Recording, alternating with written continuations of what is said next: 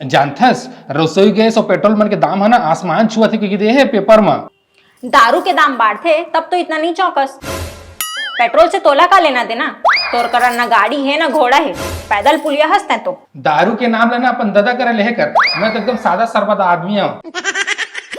और झकली पगली सुन, पेट्रोल के रेट बढ़ते ना तो सब चीज के रेट बढ़ जाते। ये तो ये लिपस्टिक, तोर काजर, तोर क्रीम पाउडर, चांदी के पायल, सोना के हार। सोन के रेट घलो बढ़ जाही। चल जी एक काम करथन, महंगाई बढ़े के पहले ना सोना के हार ले लेथन। हाँ, पैसा तोर दादा दी का बोलेस?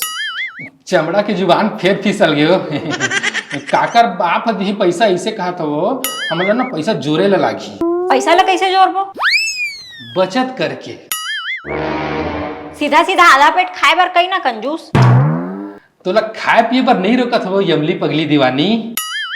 तो खाना तो जितना खाना है उतना खा, रंग रंग के खाते हैं, लेकिन अपन घर के नहीं, दूसर के घर घुसर के खा।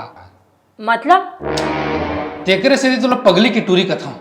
अरे सोच, अगर हमन एक महीना तोर बहिनी के घर रही के आबो तो हमर कितना पैसा बाँच जही।